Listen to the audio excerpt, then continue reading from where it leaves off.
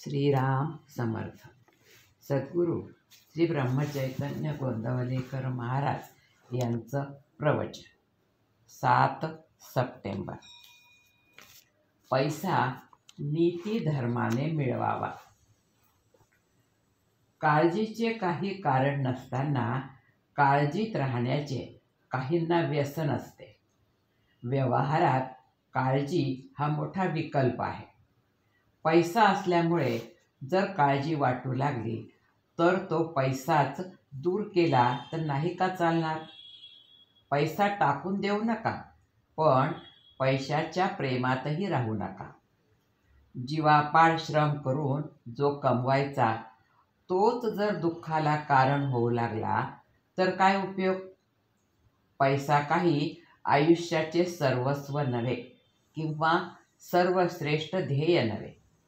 व्यवहारामध्ये जीवनाला पैसा आवश्यक आहे आणि तो नीतीने वागून आपल्या पोटापुरता कमावणे जरूर आहे. पैसा मिळावा हे व्यवहारदृष्ट्या योग्यच आहे, पण जर तो मिळाला नाही तर आपले जीवन व्यर्थ आहे असे कोणी समजू नये.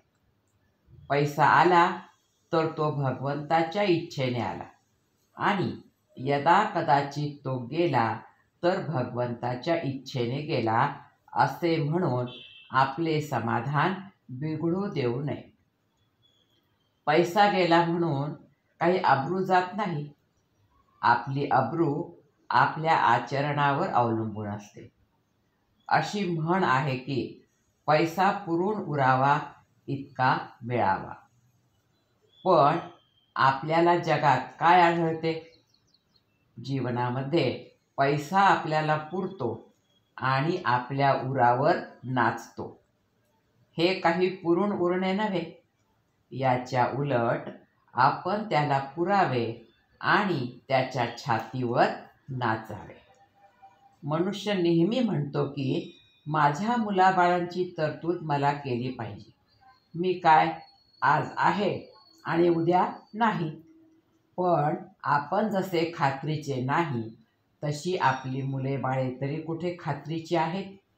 ही गोष्ट माणसाच्या लक्षातच येत नाही. पैशाबद्दल रामचंद्राला उदासपण आले असे योग वशिष्ठात वर्णन आहे. तसे ते आपल्यालाही लागू आहे. फरक एवढाच की रामाचे उदासपण पैसा असणेपणाचे होते आणि आपले उदासपण पैसा नसणेपणाचे आहे.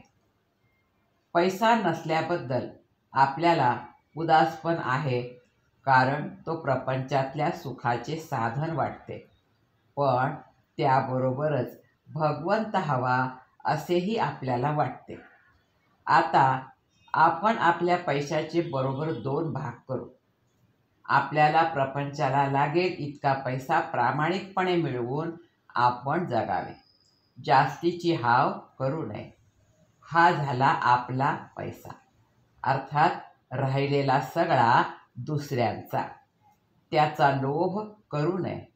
श्रीमंत मनुष्य हा पैशासाठी म्हणजे लक्ष्मीसाठी सर्व जीवन खर्च करतो, पण ती त्याचा मुळासकट नाश करते.